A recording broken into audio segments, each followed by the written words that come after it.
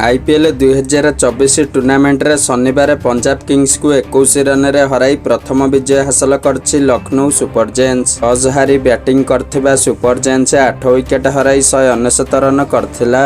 जवाब रे पंजाब 20 ओभर रे 5 विकेट हराई 178 रन करिबारे सक्षम होइथिला। लखनऊ पक्षरु डिकक और राहुल प्रथम विकेट रे 35 रन जोड़िथिले।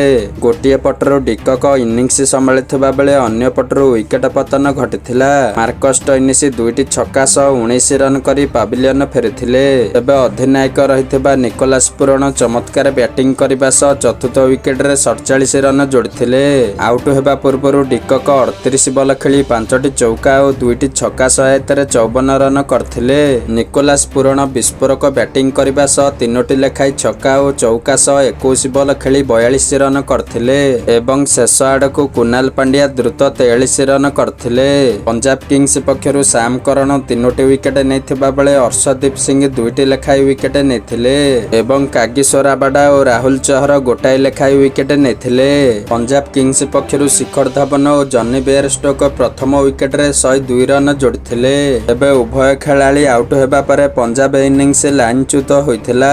शिखर धवन 50 बॉल खेली 7टी चौका और 3टी छक्का सह 70 रन करथिले। अन्य पक्षरे जॉनी बेयरस्टोक 3टी लेखाई छक्का और चौका सह 42 रन करथिले। इंपैक्ट प्लेयर प्रभ सिमरन सिंह 7 बॉलरु द्रुत 19 रन करथिले। तेबे जितेश शर्मा 6 रन और सैम करन खाता खोलिबा आगरु आउट होइथिले। लखनऊ पक्षरु मयंक यादव 3टी विकेट नेथिबा बेले मोहसिन खान 2टी विकेट नेथिले।